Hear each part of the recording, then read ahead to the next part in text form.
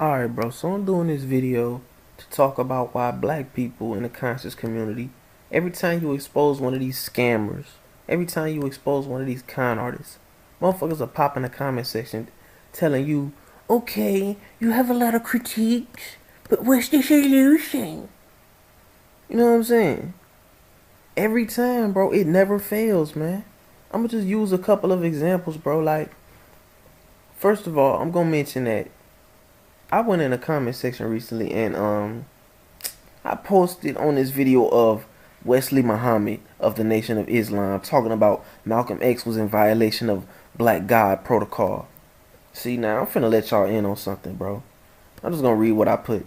I just want y'all to know that every black, you know what I'm saying, quote unquote black organization or movement is infiltrated with agents. Malcolm X was killed by NOI agents hired by the FBI in conjunction with Elijah Muhammad. Biggie was killed by an NOI agent, Amir Muhammad, in conjunction with the FBI and P. Diddy. Khalid Muhammad was killed by NOI agents in conjunction with the JDL, Jewish Defense League, and ADL, Anti-Defamation League. Oh, and didn't Elijah Muhammad have a 13-year-old wife? He didn't have a 13-year-old wife. I'm wrong about that. She was 16, but guess what? He had 9 of them. 9 teenage, you know what I'm saying, baby mamas. Because he wasn't marrying them. He let them get shamed. You know what I'm saying? And this nigga Mike Watts gonna say Biggie was a coon, sellout woman, beater, tranny lover. Alright, whatever. Elijah Muhammad was a pedophile, bootlicking FBI mole that got Malcolm killed. Black people till this day still listen to Farrakhan like he's some type of leader, even though he talked down on Malcolm X. Fuck the NOI. So, you know, all of these people that come to bat for this shit, bro. Like, Mark W. had said 16 is 16 back then and now, still a little too young. You're supposed to be a leader shaping minds and not in that way. And I responded, Elijah Muhammad had gotten 9 teenage girls pregnant while Malcolm was on a mission to strengthen the community. You know what I'm saying? And a lot of people got mad at me. Especially this nigga right here, Hunter Reynolds. And Black Goku, which is a subscriber always in the comment section, he said him just making videos providing the actual proof is enough for now. Some niggas really be lost out here and don't be seeing the evilness right in their face. They be needing somebody to point them to the water, but it's up to you to drink. True. And then this nigga Hunter Reynolds says, dude can't even articulate himself in his own videos. Dude never puts out any solutions. Now, I want y'all to realize this shit, bro. This is the whole point, bro. This is the whole point, man. You know what I'm saying? I always say this, bro. Niggas don't really want the solutions, man. Niggas don't want the solutions, man. Niggas be fronting, bro. Because I'm just finna say this, man. Malcolm X gave you niggas the blueprint. But you niggas hate Malcolm X. You niggas don't want to take that route, man. I told you niggas it's either 2 ways, bro. 2 ways, the Malcolm X way or the spiritual pineal gland third eye way, your Merkaba. You know what I'm saying? The Kundalini meditation. After death. That's your only way. But I'm gonna go deeper into detail about the Malcolm X way since you dumb fucks, you black people always in my comment section, man. The Malcolm X way is self-defense, organizing the community, having self-responsibility. Now see, here's the problem with the NOI or Nation of Islam or really anything, bro. Everybody has an ego and doesn't want to address things. When hip-hop was just first starting, nobody wanted to talk about what Africa Bambaataa was doing, even though a lot of black people knew what was going on. Go to Hassan Campbell's page for information on that. You feel me? He's one of the victims. You know what I'm saying? And for the Nation of Islam, you got Malcolm X. He saw what Elijah Muhammad was doing. They kept it in-house for a while, but didn't nobody say nothing. A couple of people knew. They didn't do nothing. They didn't say nothing. Elijah Muhammad let those sisters get shamed. The NOI had a protocol to where if the women have children out of wedlock, they get shamed publicly. And that nigga let his wife, you know, his baby mamas get shamed, bro. Dishonorable. It's not real man shit. And Malcolm X wasn't a part of that. He didn't like that shit. And then he went over to, after he left the NOI, he kept it a secret for a year. He didn't say nothing to nobody, bro. Niggas be like, oh, Malcolm X was a traitor. He went to the white man and exposing the white man. Bro, y'all niggas avoiding the whole point that Malcolm X, you know what I'm saying, that Elijah Muhammad was doing all this dishonorable shit. That's a cult, bro. That NOI shit is a cult. really all of these religions are cults, you feel me? And it was started by a fucking white man. But regardless of that, so all of these people talking down on Malcolm X, right? All of these people, they don't want to take his way, man. The Malcolm X way is just like with Magneto in X-Men. Nobody wants to take that way. Even at the end, all of Magneto's troops in X-Men Apocalypse, they all turn over, you feel me?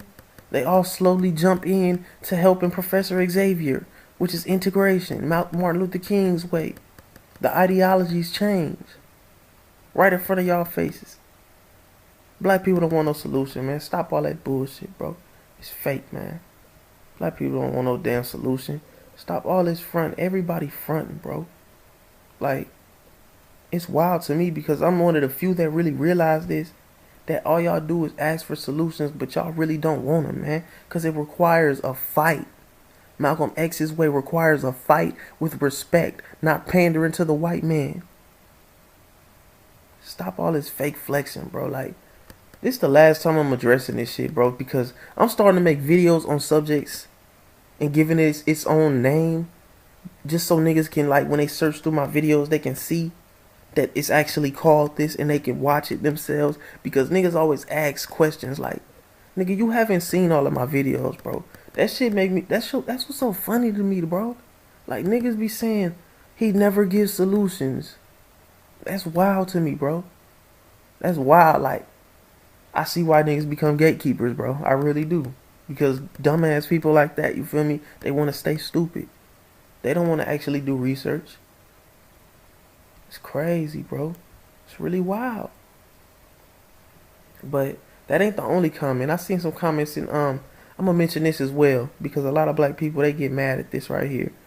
You know, I listen to Brother Sanchez and I listen to RFG Chosen One. They both have good points. They were together at one point when they were teaching, but they broke off on the flat earth thing, you know what I'm saying? And that's their own decision. That's why I really take no side in that shit until further notice, you feel me? Even though I kind of lean towards flat earth a little more, but I'm still not 100% sure. Just because of a couple of things I'm going to mention. I'm going to make a whole video about that just to explain my point about that. It's probably going to go in my video that I got coming up. It's going to be heat. But also, Brother Sanchez had released a video going in on the conscious community. It's called Secrets of New York, History of the Black Conscious Hustle, and How It Robs Us of True Spirituality. Now, this when he went in, you feel me? And in his comment section, bro, you got black people. You got black people in the comment section, man, that's trying to, you know what I'm saying?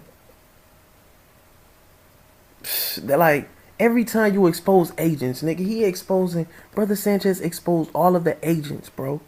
And niggas is coming in here like, this nigga says, shit is counter-proactive, want to see the groundwork you laid, not just shitting on your own kind. Typical, it's what we do, tear down instead of build up peace.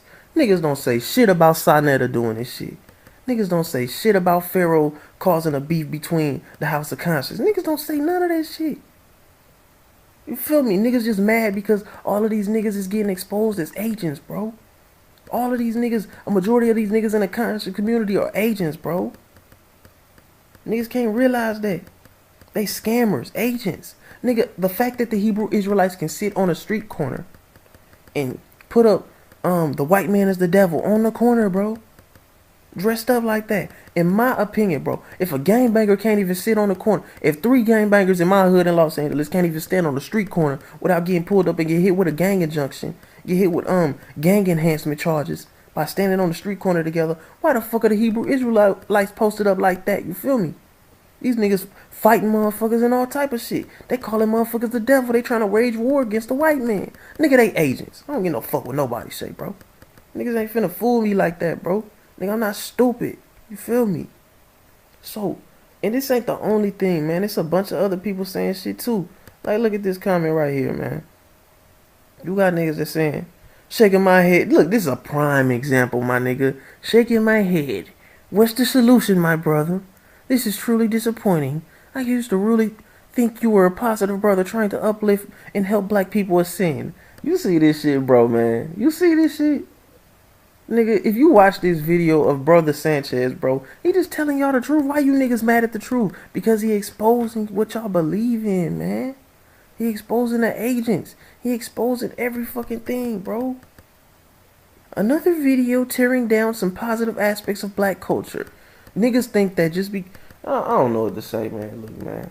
Niggas think that just because the Nation of Islam is, you know, it has black people in suits and they're doing right. They're wearing suits. They're fighting. They're not doing nothing, bro. They think that that's some type of progress, bro. Niggas probably think that these fraternities, these black fraternities, are progress. No, it's not. It's another way of keeping y'all out of power. Nigga, those were created by the white men. It's crazy, man. And look, see, bro, see, niggas get mad when you expose they fucking agents. They worship these conscious scammers, bro. Tariq Nasheed, Umar Johnson, Young Pharaoh, Polite. Nigga can go down the line, Sonetta, Red Pill, Blue Pill. Nigga, come on now, bro. Come on now, man. Shit is crazy. This nigga said, man, I mean, we are already getting torn down by white supremacy. The few leaders we do have get killed. Our communities are... I could go on and on about how terrible black culture is, but you have a huge platform and choose to use it to enhance the tearing down of black culture instead of searching to point out all the problems. Why not search to create some solutions? Be blessed, bro. I'll block his ass if he was on my channel. I tell you that. You know what I'm saying? Because these niggas come in here with their emotions on their side because they still feel this. Niggas see black skin and feel like, oh, they can't do no wrong. You have to uplift them, even though they scamming you. Even though they showing you that they a spineless snake. You feel me? Niggas still want you to uplift them and treat them with some type of respect because they have the same color as you. Fuck out of here, bro. Nigga, they agents, man. They here to cause confusion. They here to destroy and confuse. You niggas want to uplift these people. Get y'all goofy asses on somewhere, man. See, shit crazy, bro. But I'm just here doing videos, man. I'm just here, you know what I'm saying? And I'm gonna also add Malcolm X's video of him talking about how he knew he was gonna get killed by exposing these things. You feel me? Because when he went to the mosque, when he went to the Mecca, I say mosque all the time. When he went to the Mecca, he saw Chinese Muslims, he saw white Muslims, he saw all of them, and he realized that the white man isn't the devil. All of this bullshit y'all teaching, niggas, the Nation of Islam teaches that the black man is God. Now, if y'all see my videos, y'all know for a fact that shit is wrong, bro. You know what I'm saying? Man, look, I got a video coming soon where I'm gonna touch on this subject in deeper detail. It's the Sims video. Y'all, look, it's coming. The information just hit me, you know what I'm saying? So the video is being made. Like I said, bro, I can't do a video on something, a deep subject like that, until all of the information hits me. You know what I'm saying? Unless it's going to be dull, and I don't want no dull videos to where I'm surface leveling my way through the information, bro. It has to be, like, it has to be exact. It has to be hard hitting, you feel me? And I have to give examples from my mind. So just be prepared. But yeah, man, I'm going to let Malcolm talk, you know what I'm saying, of these agents out to get him, you feel me? These agents in the Nation of Islam, they were still running around here, bro. They still here today. These Hebrew Israelites, all of them are agents, bro. Every single one of them, House of Consciousness. These people refuse to even think of researching flat earth, bro. That's how disrespectful these people is. Because a lot of this stuff, people like this stuff in the conscious community, they all wanted to go. Just watch this video on Brother Sanchez, man. I've already known this, you know what I'm saying? But I'm just gonna let y'all realize that. So with that being said, I'm gonna let my boy Malcolm talk. R.I.P. to him. Peace. Oh yeah, you can hear it. All right. Yes, Minister Malcolm, when you broke with Elijah Muhammad back in March, you said it was because the black Muslims were too narrowly sectarian and inhibited, and because Elijah Muhammad had become blindly jealous of you and the personal following you had gathered. But I said the first part, but the last part, I didn't say that Elijah Muhammad himself had become blindly jealous. I mentioned that it was his family and the officials in Chicago. Everything that I said always was designed to protect Mr. Muhammad himself, primarily because the image that he had created was the image that enabled his followers to remain strong in faith and things of that sort, and I didn't want to see any adverse effect or negative result develop in the faith of all of his followers. Mm-hmm. But actually, despite the fact that I tried to protect the Muslim movement, if you'll notice, they used their newspaper to slander me and to label me as a hypocrite and as a rebel, and Mr. Muhammad himself said that I defected. Well, in reality, I never even left the Muslim movement. They put me out, and they put me out because of what I knew, and what I knew was told to me by Mr. Muhammad's son, Wallace Muhammad himself. They put me out, and they put him out. Well, now, first of all, let's find out what it is that Wallace Muhammad, Elijah Muhammad's son, told you. Well, number one, if you notice, the stick that I always used in presenting, representing, and defending the Muslim movement was the fact that it had the ability to reform the morals of the so-called Negro community. It eliminated drug addiction, alcoholism, fornication, adultery, loose sexual behavior, which meant that it eliminated bastard babies, illegitimate children.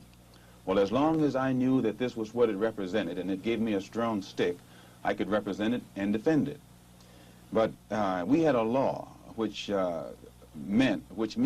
was that whenever any Muslim became involved in any kind of sexual relationship with someone to whom they weren't married, that person would be brought before the Muslim community, humiliated, and then isolated for from 1 to 5 years.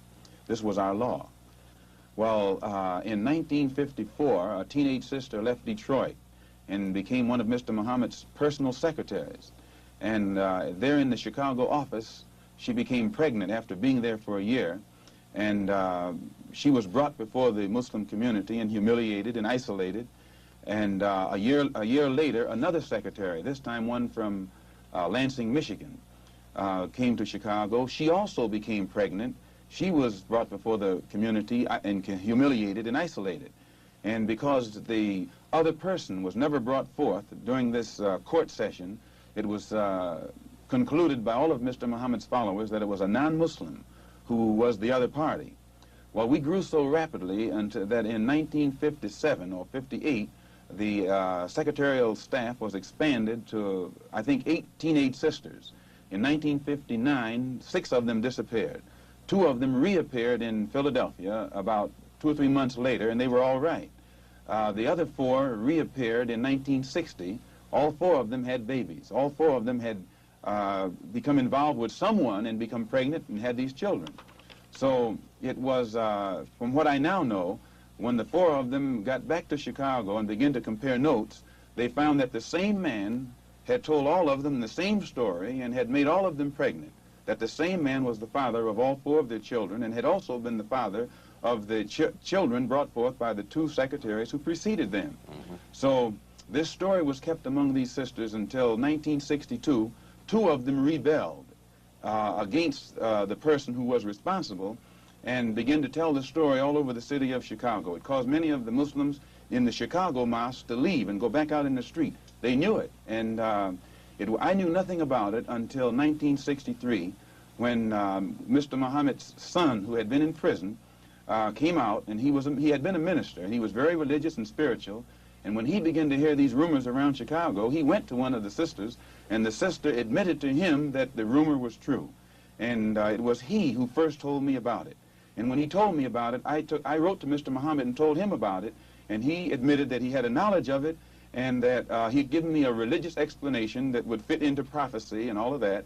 So I was quiet. And it wasn't until October of 1963 that it came up again. And when it came up again, I realized that the same person who had made these other sisters pregnant was still busy doing the same thing. He hadn't stopped. 2 of the sisters had 2 children by the same man. And one of those 2 sisters was pregnant still, getting ready to have a 3rd child by the same man. So when it was known among the Chicago officials that I had a knowledge of this, they became very fearful of me. They became very antagonistic toward me, and they had to do something to diminish the authority that I had, for fear that if this became public knowledge, the followers would leave the Muslim movement and follow me. And it was at that time that they used the statement that I made against President Kennedy as a pretext to cut my authority and Some other things happened that finally produced the split or forced the split. And when I made the split, the only reason that I didn't make this public knowledge was I knew the implications, and I felt that if the Muslims who were in the Nation of Islam knew it, that which enabled them to be so strongly religious and exercise moral discipline would be shattered, and it would cause all of them to go right back and start doing the things that they had been doing previously. Who is the father of all of these various children whom you have enumerated? The first one to tell me who the father was Wallace Muhammad, and he told me that the father was Elijah Muhammad himself. One of the sisters, he went to the home of one of the sisters, and when he walked in the door, she says, "I want to let you see something." And she showed him her child. She said, "Here's your brother, and your father is the one, your father is the father of this child." And then I questioned the sisters myself, because I was shook up. And they admitted to me that Elijah Muhammad was the father of their children. And I took it to him. And it was at that time he told me that he was Muhammad, the prophet, and that Muhammad had 9 wives. He also told me that he was David. He was the modern David, and that he was the modern Solomon, and that it was meant for him to fulfill today all of the things that they did back there. And how many of these illegitimate children did he father with the sisters? Well, he made 6 sisters pregnant. They all had children. 2 of those 6 had 2 children. One of those 2 is having a child right now. I am told that there is a 7th sister who is supposed to be in Mexico right now, and she's supposed to be having a child by him. For one thing, when you first separate from your wife, it's a physical separation, but it's not psychological. You still have feelings for her, and you protect her. But after the physical separation has taken place for a while, it becomes a psychological separation.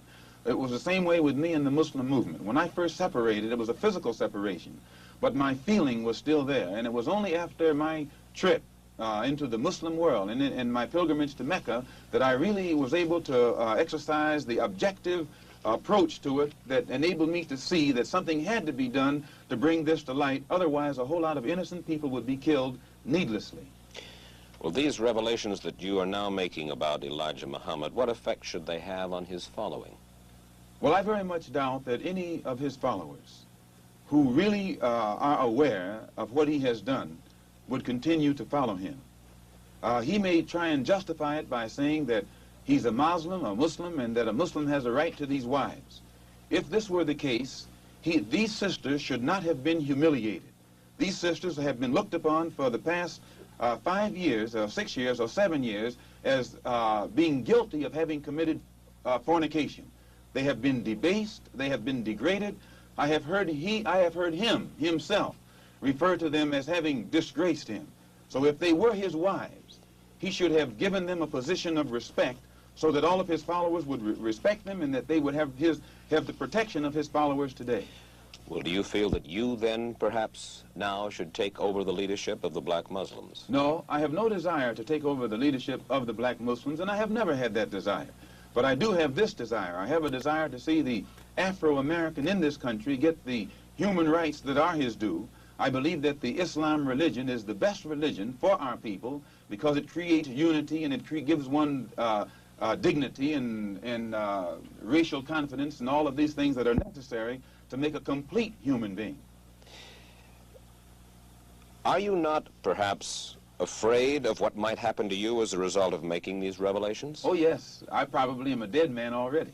What do you mean? Well, when you understand the makeup of the Muslim movement and the psychology of the Muslim movement, as long as if I myself, by having confidence in the leader of the Muslim movement, if someone came to me and I had no knowledge whatsoever of what had taken place and they told me what I'm saying, I would kill them myself.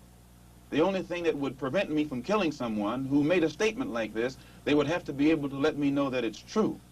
Now, if anyone had come to me other than Mr. Muhammad's son, I never would have believed it, even enough to look into it.